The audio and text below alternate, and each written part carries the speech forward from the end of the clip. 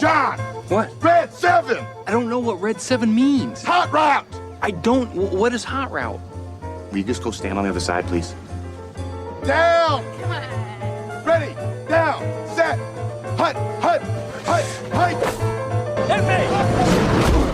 Booyah! That's what we call a sack lunch. Nom, nom, nom, nom, nom, nom. It's time for the Soonerscoop.com postgame show presented by Eskridge Lexus in Oklahoma City. Eskridge Lexus is the official travel partner of Soonerscoop.com podcasts. Now, here's your road crew, Carey, Eddie, and Bob, wrapping up all the action and reaction from this week's game. All right, welcome back. It is the Eskridge Lexus Postgame Podcast, and we are joined by Eddie Radosevich and George Stoya, who are at Chapman Stadium, and they just witnessed the impressive offensive performance by Oklahoma, 66-17. Impressive defensively, too, except for small stretches, but let's welcome in our guys, Eddie and George, who have been covering the game all day in T-Town. A little homecoming for George. George, how was the homecoming for you? It was good. Sorry. If you just would have seen George in the way that he freaked out looking for the microphone and forgetting that they're strapped to our bodies, it was quite the sight to behold. I was unprepared. I also am currently trying to still finish up writing my gamer, so that might tell you a little bit about our evening, just yes. as far as Friday night goes. The way that we are laboring through the early late night evening hours of Tulsa Stadium. And we could be. It's okay because it was an ass kicking today, and it was the game or whatever. But yeah, it's been fun. Eddie and I probably had too much fun last night. I took Eddie out on the town, hit Shady Keys, my favorite bar in Tulsa, piano bar. It was fun. And, we had a great time. We had a great time. My dad did cook the steaks really well. Excellent steak. No, it was Okay. great. It was great. Excellent steak. Excellent fellowship with the great Sam Stoya. We appreciated the hospitality over there at the Stoya residence. I thought my dog was going to kill him. Nala, I'm a dog whisperer. Yeah, and I think everything went okay. She ended up calming down. Yeah, it was a lot of fun though, and it was a nice little lead in to what was, as we said, it was an ass whooping today. And Carey, it's gotten to the point now where I think that George hit it right on the head in the post game YouTube show that we did, and he asked Brent after the game. It's kind of to the point now. You're 3-0. You're going up to Cincinnati next week, which is going to be a big game. But at the same time, is this different than a year ago? By the way, I'm so concerned if we're recording or not. Yeah, we're recording. I can see it.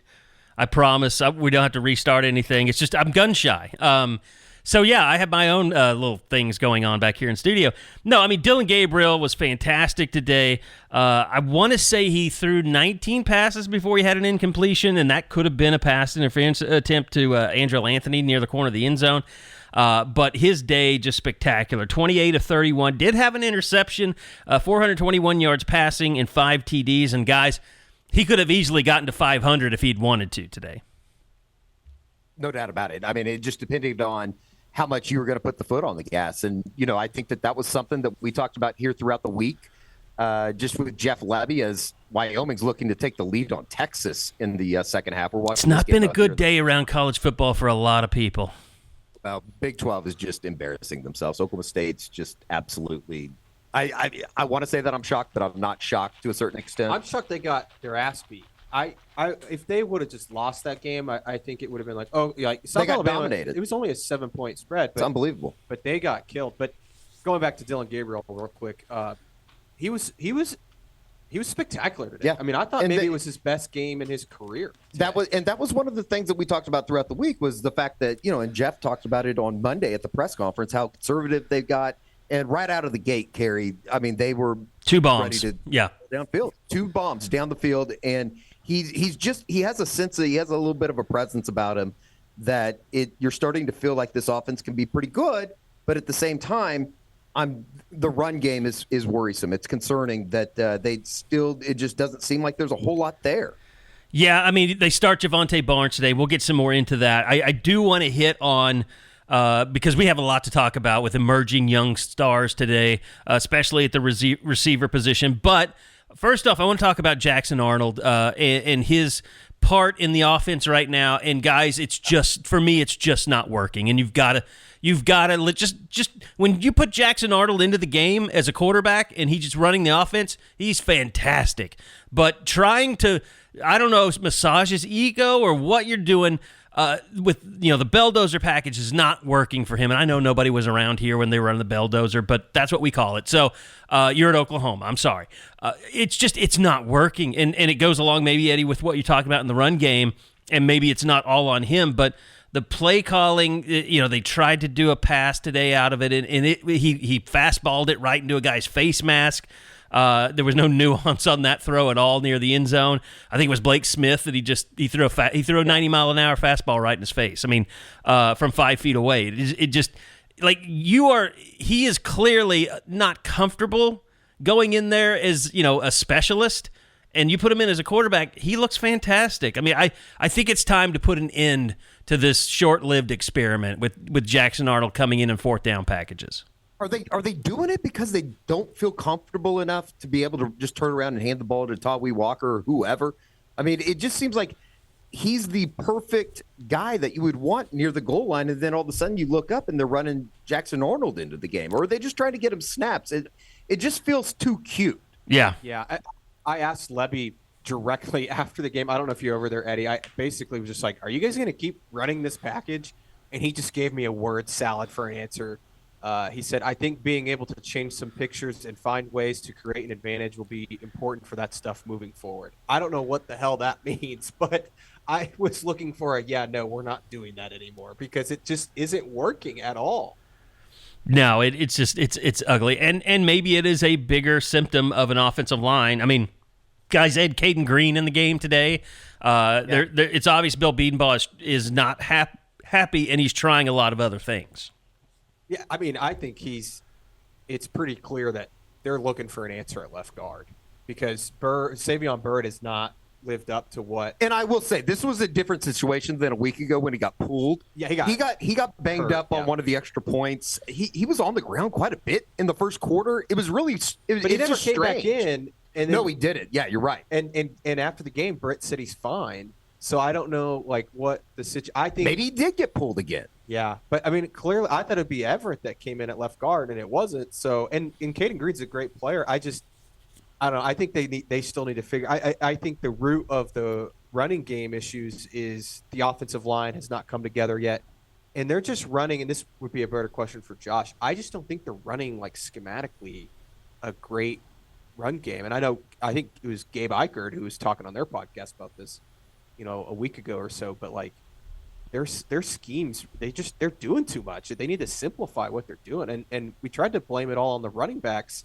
This last week, they need to play Javonte Barnes and Gavin Sawchuk. Well, they played today, and they still couldn't run the ball very well. So, I don't know. Maybe they need to play Caleb Hicks and Dalen Smothers. I don't know what the answer is, but they need to figure that out. And then I said on the instant reaction show, like, I have no confidence that if they have a 4th and 1 and they need to pick it up, like, I don't think they can get a yard if they need it. Especially against a good defense. Yeah. Well, and a lot of that opinion is based on putting Jackson Arnold out there and trying to get a yard when he clearly, he's 6'2", 215. I mean, there's so many examples of him not being able to move the pile. Like, just stop it. And look, you give Tawee Walker those opportunities, we probably feel a little bit differently about short yardage, but to strip those away from Tawee Walker and even Javonte Barnes or Marcus Major, I've never been a fan of Marcus Major on short yardage, but you strip that away from them, and they have for the last 2 games. The sample size is different now, and it's all leaning toward Jackson Arnold as your power back, which is bizarre. Yeah. It makes no sense. I would love, and I guess it's almost kind of one of those things. I would almost accept it more if they were just not being able to run the ball. But it seems like with the Jackson Arnold package, you're trying to do too much when you just need to get the fundamentals down of being able to pick up a yard.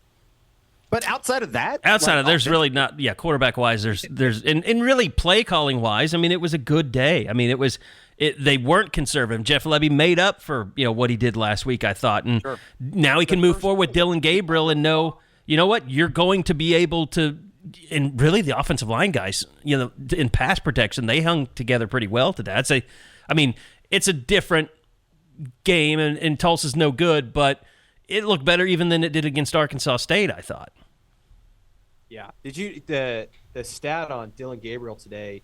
90.3% completion percentage, single game record for OU with a minimum of 25 attempts. So he's just been really efficient. And then quietly too. Yeah, and then the other stat thrown out there today, I just read this to Eddie. Second time in program history they had 3 wide receivers over 100 yards receiving in a single game. Nick Anderson, Jalil Farouk, and Andrell Anthony, which I need to issue Jalil Farouk another public apology.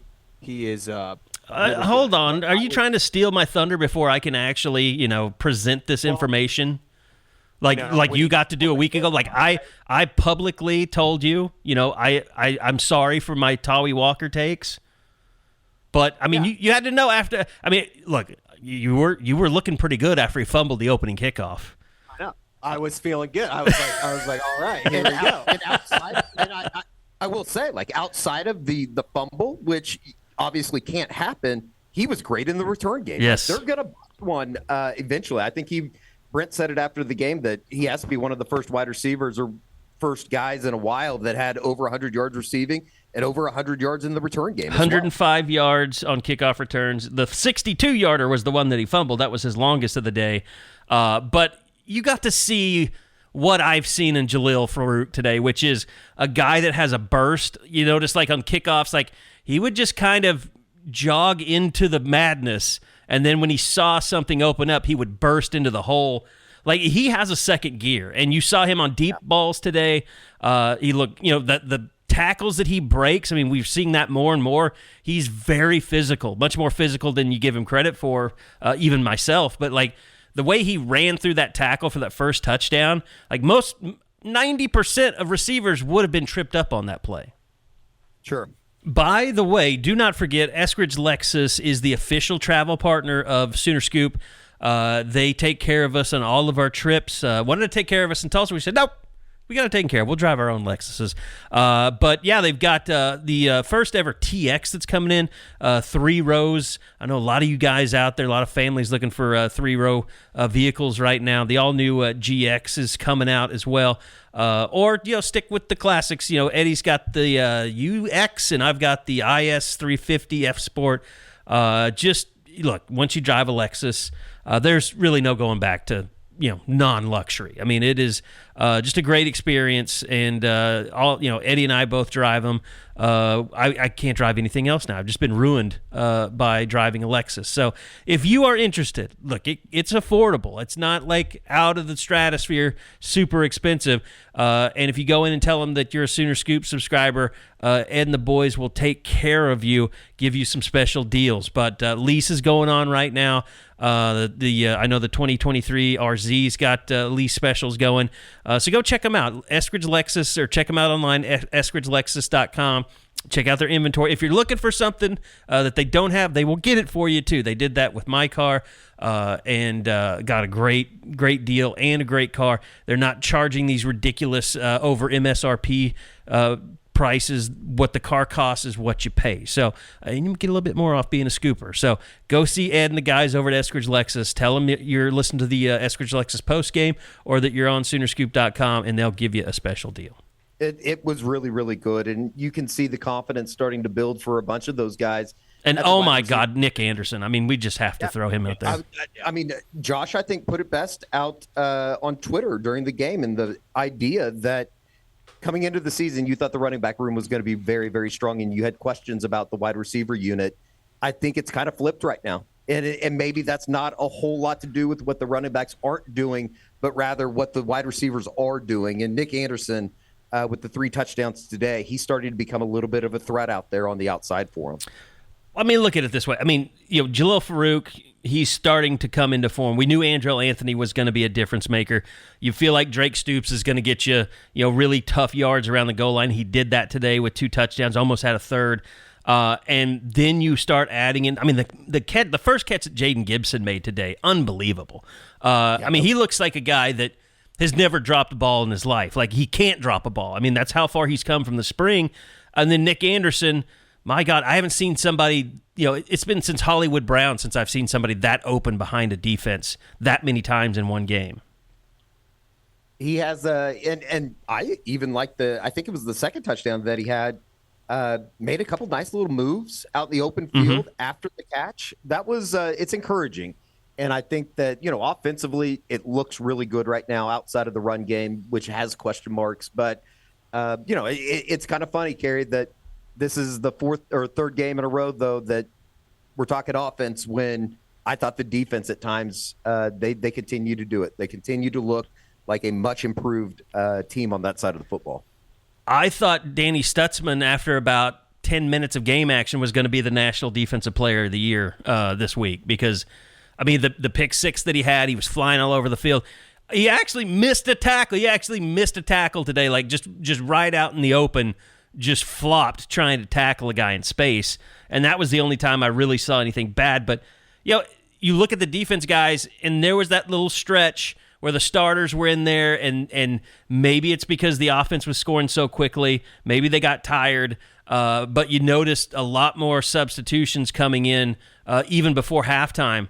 Early. But the secondary, that was if you want to say what position group had the worst day today, it's the secondary, and Reggie Pearson's largely responsible for that.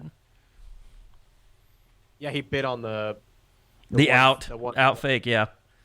On the fourth down, I think it was. But, yeah. And Makari Vickers had some really good stuff early, but he was also a guy that lost someone in coverage for the first touchdown. Did he get burnt on that one touchdown, Carey?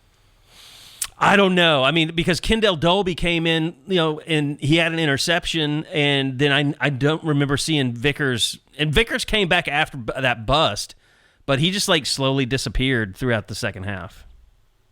Yeah, I mean, I think some of it's they're running different zone coverages, and Tulsa was able to find some pockets, just like SMU. And Kevin Wilson's going to screw with you.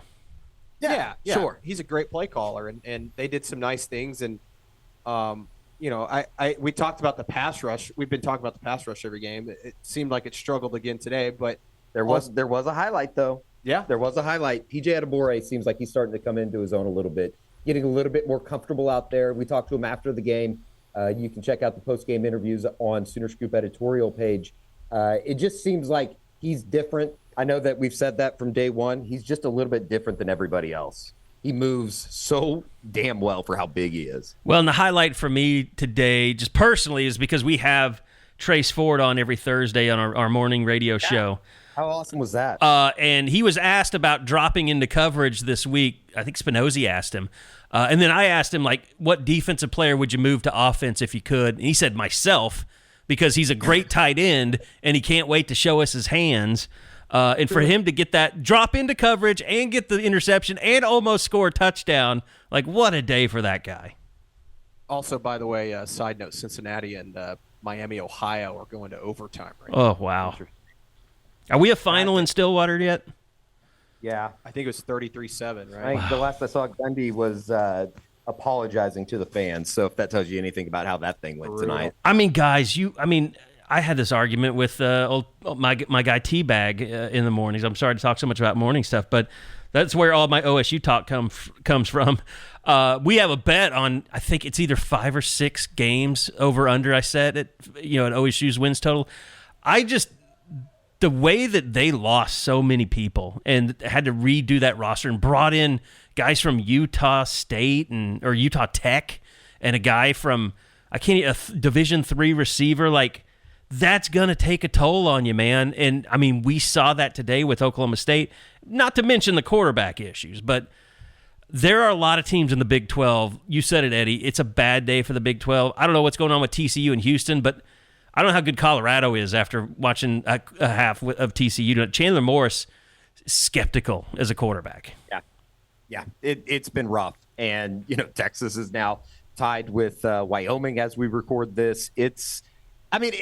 To be honest with you, it's all there for Oklahoma. They got to continue improving each week.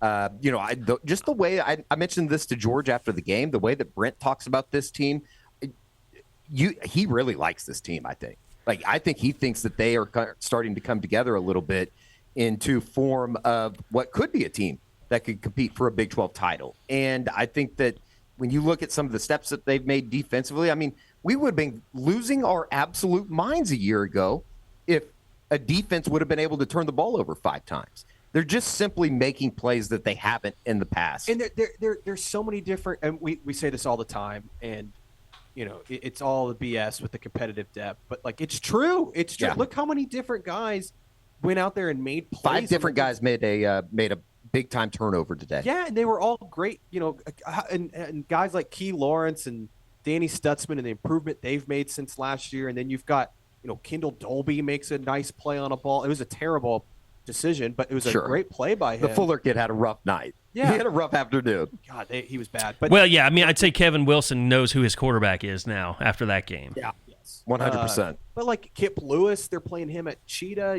Peyton Bowen's out there. I mean, they just have so many more dudes. PJ Atabare, and they're doing all this without Deshaun McCullough. Yeah, out on the field. I was a little bit surprised he didn't play today. I think they knew they didn't need him. Yeah, and it was a situation. Because you know what? Here's the TV shot of the day that explains to you what Brent Venables is doing with this defense. I don't know if you guys saw me tweet on the Scoop account about this, but Danny Stutzman has his interception. Everybody's celebrating on the sideline. The camera pans to the sideline, and there's Brent Venables chewing out Kip Lewis because he didn't do something right on that play. And maybe it wasn't Stutzman, but somebody got an interception. But Brent's over there more concerned about Kip Lewis messing up his assignment than he was scoring a touchdown. Gary, it was 59-17 at one point in the end of the third quarter after Oklahoma got that stop. I think it was the same series that PJ had his first career sack, and he lit up Peyton Bowen on the sidelines like it was the damn national championship game. Like, I mean, it just absolutely blew a gasket on it.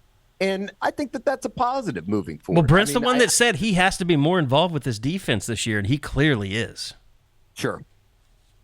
They just look really good defensively right now, and they're going to give up some plays. That's the nature of college football. Is you're going to have some busts like they did today. But I think it was interesting. Brent saying after the game, he's like, "We have a laundry list of things we have to get better at," and I thought they made some nice adjustments.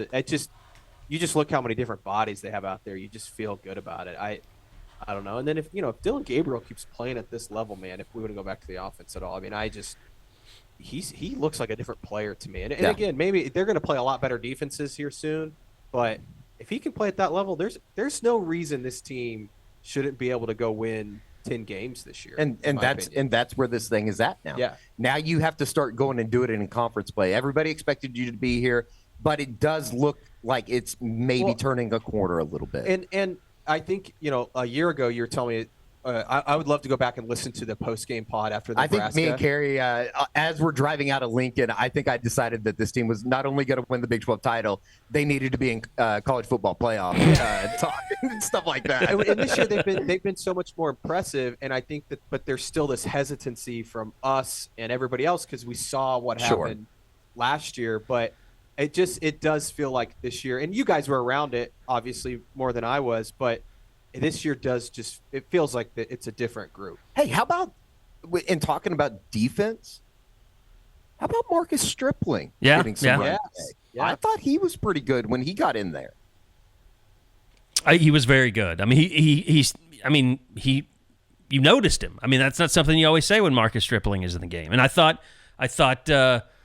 Grayson Halton did some really good things today.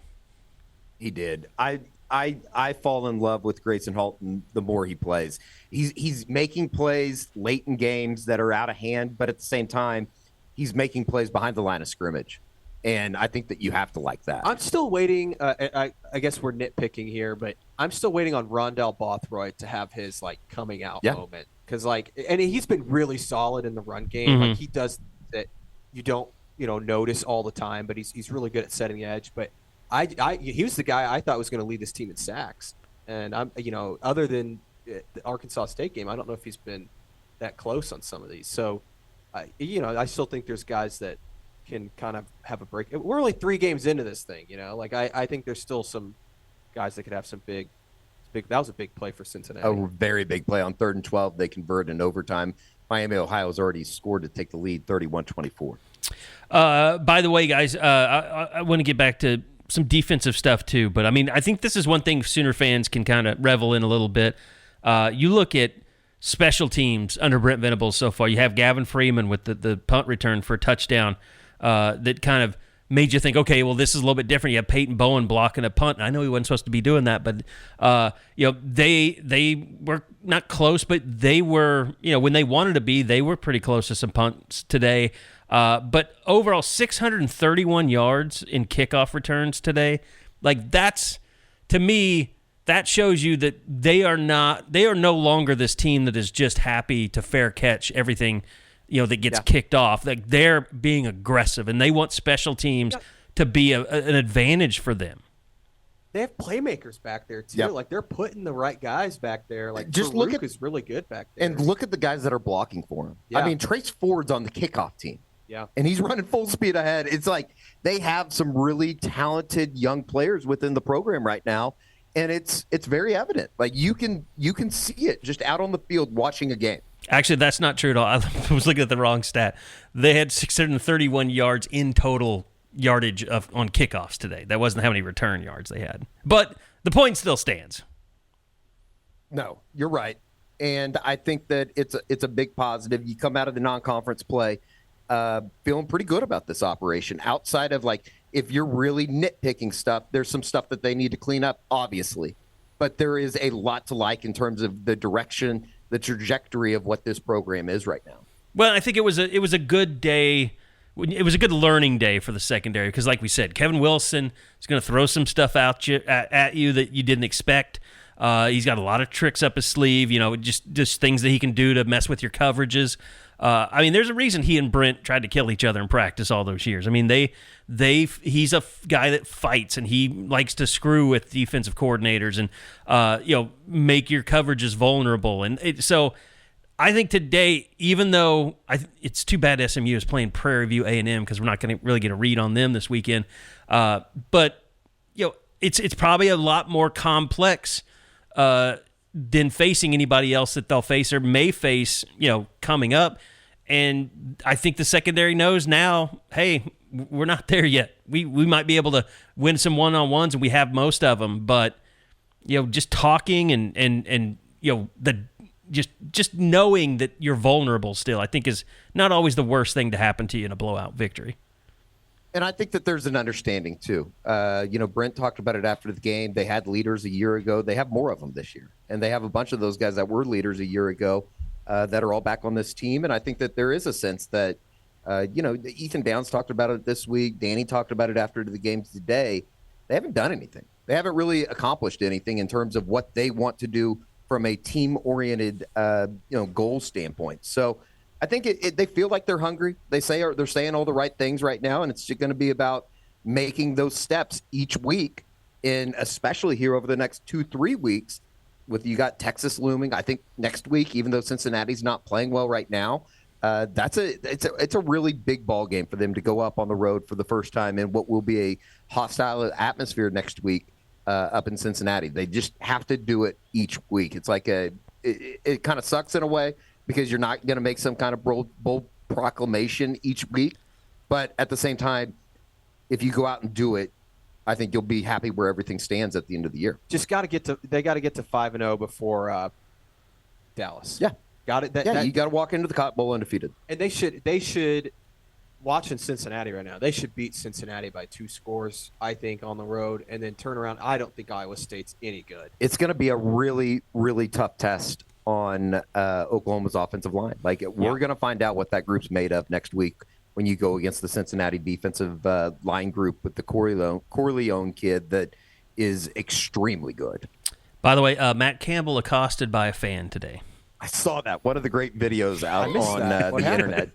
Well, not physically, just a fan yelled at him and told him he was on the hot seat and you better get it together. He had to be basically restrained by his team. Who'd they play today? They got beat by Ohio. Ohio. Really? Yeah. I missed that. Iowa State got beat by Ohio. Jeez, what a terrible day for the Big 12. I'm guessing BYU. That's why we were saying. Yeah, that's why we were saying it. I mean, that's probably the highlight. Iowa State losing to Ohio. Who won today in the Big 12? OU. Well, fortunately, SMU and Houston, or TCU and Houston, are playing each other, so one of those has to win. In Texas just took the lead on Wyoming, by the way, 17-10 in the fourth. But, I mean, that's still a close game. And Cincinnati's facing a 4th and goal here. But it's there for the taking for Oklahoma. I still think Texas is going to be a tough test. But Kansas State losing on a 61-yard field goal today was bananas. My God. And losing in a fashion where it didn't matter how dumb Eli Drinkwitz was as a coach. Like, he tried to ruin it for him. And their kicker saved his ass. It was supposed to be a 55-yard field goal, and they got they let the clock run out. Okay. I saw you and Josh talking about that, but I didn't know the context. It was a massive mess up. Yeah, and then they had to kick it from 61, and they went ahead and kicked it, and Kansas State had their best athlete ready for a pick six, and it went right in over the goalpost. He nailed it. By the way, you were talking about Dillon Gabriel's day. How about the 5 interceptions by the OU defense today? Last time that had happened, I believe, was 2003. Cincinnati loses. Sorry. Cincinnati lost? Yeah, they just lost. 4th and goal in overtime. They threw a pick. Wow. No, this was the only there are a bunch of firsts. This was the only second game in program history where 3 players compiled more than 100 receiving yards. That was Farouk with 126, Nick Anderson with 120, Andrell Anthony with 112. The other one came against Oklahoma State in 2012 when Jalen Saunders, Justin Brown, and Kenny Stills all had over 100. Carey, I hate to break it to you, but I read that stat off earlier. I thought you read the Dillon Gabriel 90% stat. Yeah, but I didn't read the wide receiver one with who was the other game. Okay, but anyways, it was Mike Halleck that put that out, I think. Right. I'm just looking at, but the 5 interceptions was the one I was trying to look up. Yeah, but I haven't even found it. But I think it was 03. 90 or something, maybe. I don't know. Barrett Trammell found it pretty quickly during the game.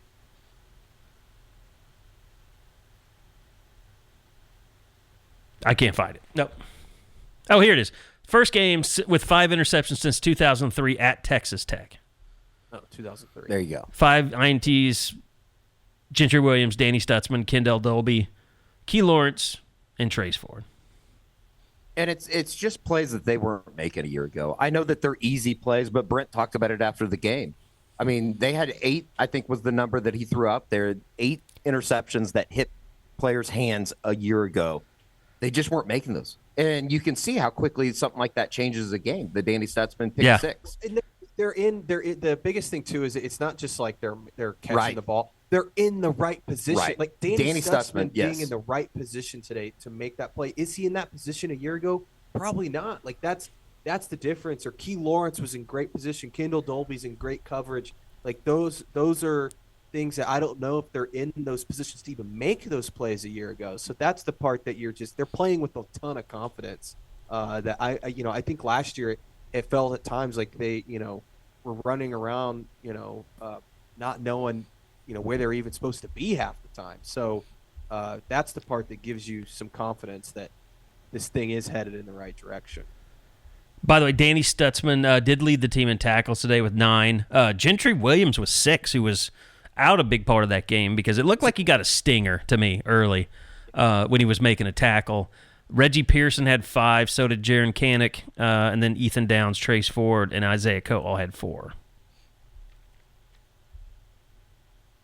Quietly, I think the guys inside on the interior of Oklahoma's defensive line are having really nice seasons, whether it be a Jonah Lulu, whether it be DJ Terry. I think Jordan Kelly's still showing some flashes from time to time. All those guys. Isaiah Coe showed some stuff today. We already mentioned Grayson Halton. Yep. Yeah, I think that they've all had really nice seasons, and they're really doing a great job against the run. Like, teams are not able to run the ball against Oklahoma, and that was something that, Ted Roof, going all the way back to that coach's luncheon way back at the beginning of August, that was something that he said it was priority for this team to be better up front. Jacob Lacey's had a nice couple days as well. So here's a stat for you that, is, I understand. no one's real happy with the run game, but OU did average 4.2 per carry, and Tulsa 1.6. Wow. Yeah, they have been incredibly good against the run so far through 3 games on defense. Like that's probably actually where the biggest difference is. It's like they've just been so good against the run, and again, they're not playing, world beaters out here, but it's nobody's saying they're Alabama, so yeah, or right. Georgia. Again, it's one of those nitpicky things, but I think that we've seen these defenses in the past years that if they gave up big plays and a team got into the red zone, all of a sudden they were just awful. It was like basically letting them score in a way. And a couple times now in the SMU game, we saw it. We saw it today in the Tulsa game, especially at the opening possession of the third quarter, the second half.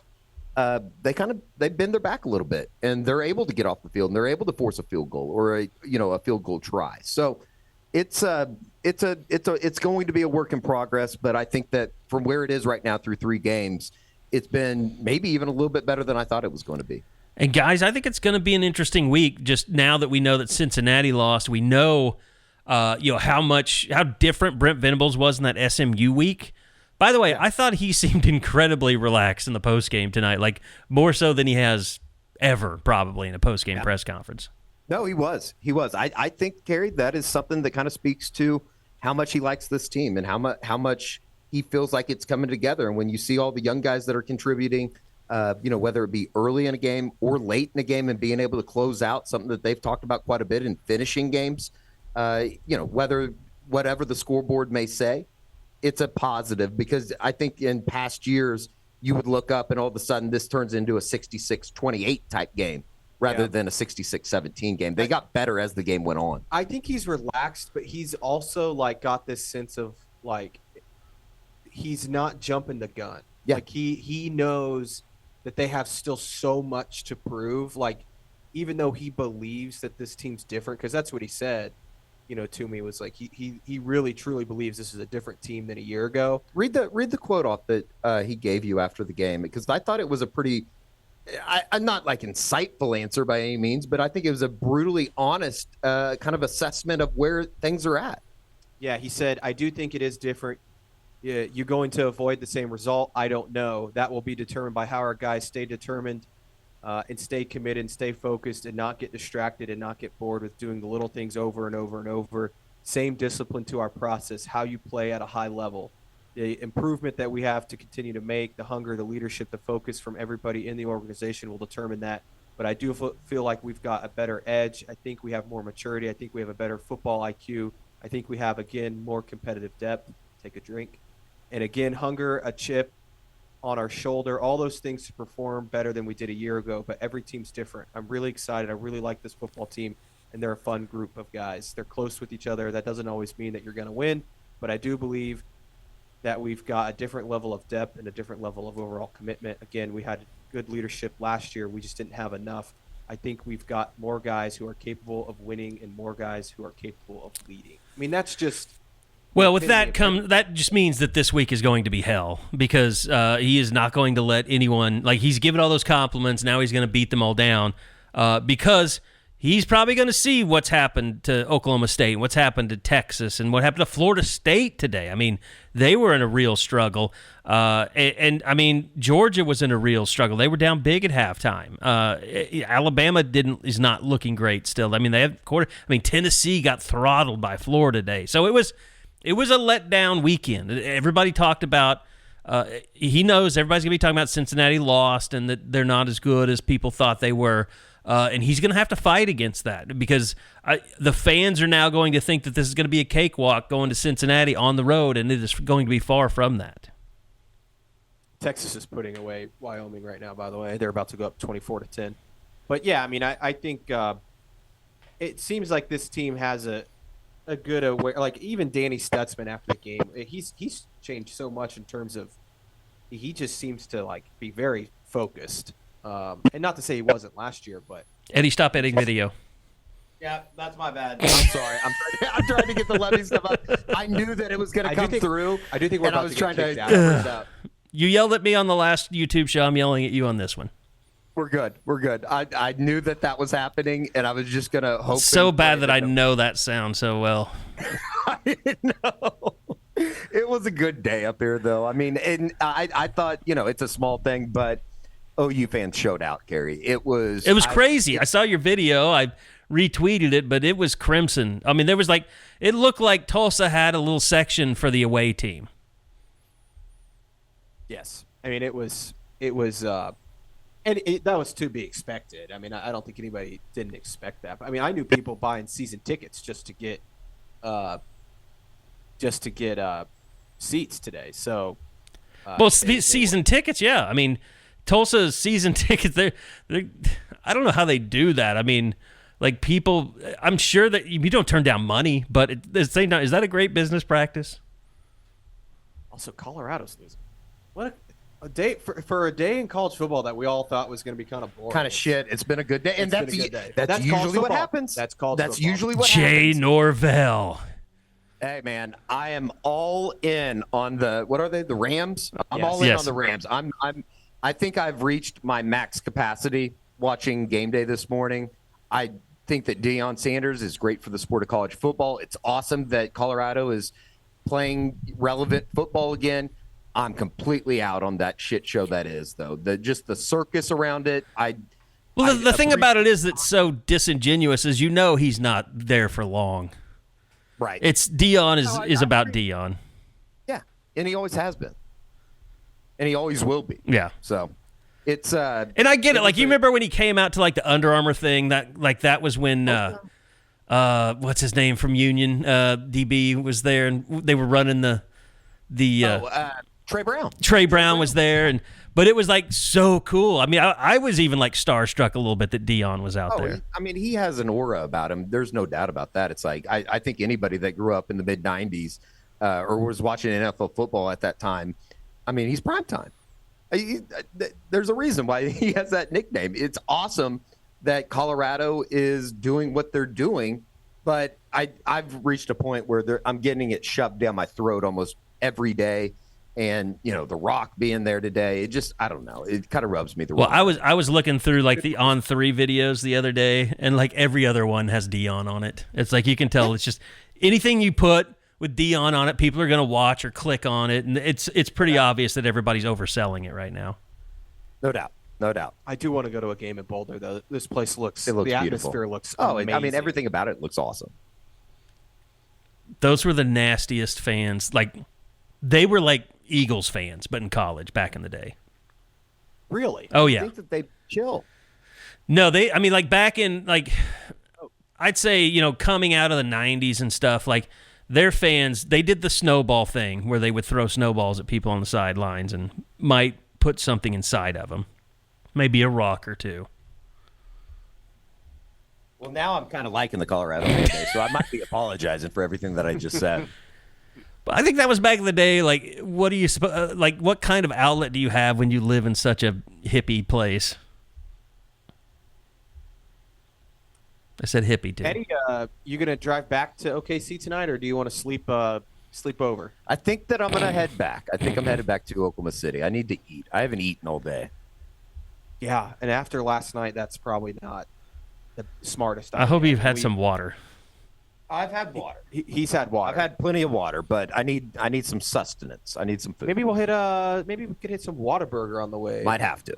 There's one right by my house before you drop me off. I'll probably stop and get it on the way into town in Oklahoma City, but we can stop. Any Coney Islanders stay up late? No, my mom's got food at home. No, we're gonna get you some Whataburger. You worked hard today. Have I? I haven't even finished my game story yet. That's neither here nor there. Well, Sooners win it 66-17. Great day for Dillon Gabriel. Really just a great way to finish off the non-conference slate. You have some things to talk about, especially your secondary. You still got to figure out the offensive line. The running game is still a little bit. Although, guys, I will say this. I thought Javonte Barnes had some of his best runs today. Physical. When he got loose. Yeah, 17 yards was his longest run, but I thought he ran through tacklers more today than he normally has. Yeah. So I didn't feel bad about him. I will say this, though. I mean, it was late in the game, so it probably doesn't really it doesn't translate. But Dalen Smothers had a couple of runs where he's just like, let's see more of that. It's interesting.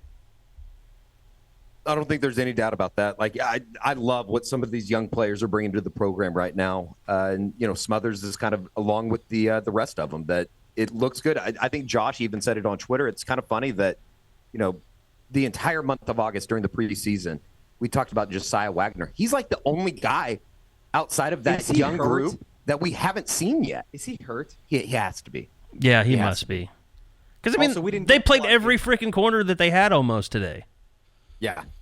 Yeah. We didn't get much injury update, but I did make sure, even though the Justin Harrington thing. Yeah, because we were told one more question. Somebody else asked a question, and I was like, we got to know what's going on with Justin Harrington. Yeah. But Brent basically said, we'll know in a few days. I think it's a situation where he's trying to decide, do I play through it or not? Because, I don't know, man. He had a big knee brace on today. He doesn't have the wrap that he had during practice this week.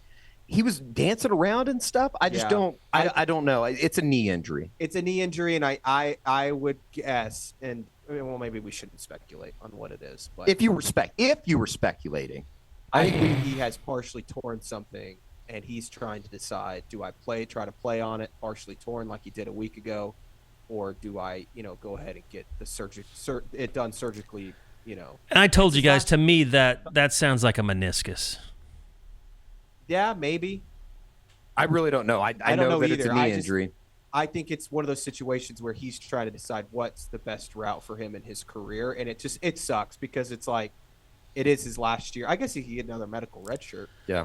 I did find out. You get hardship. I did find out during the Aaron Rodgers thing that there's actually a social media doctor who breaks down injuries and stuff. I didn't know those kind of people were out there. I don't know when it happened in between the first and second quarter last week.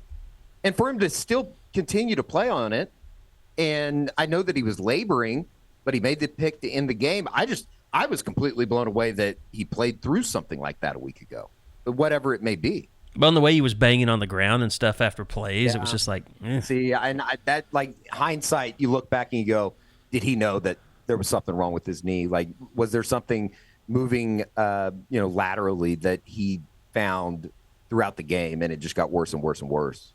Or did he re-injure himself? Carey, little inside baseball that I'm sure nobody will care about except for us.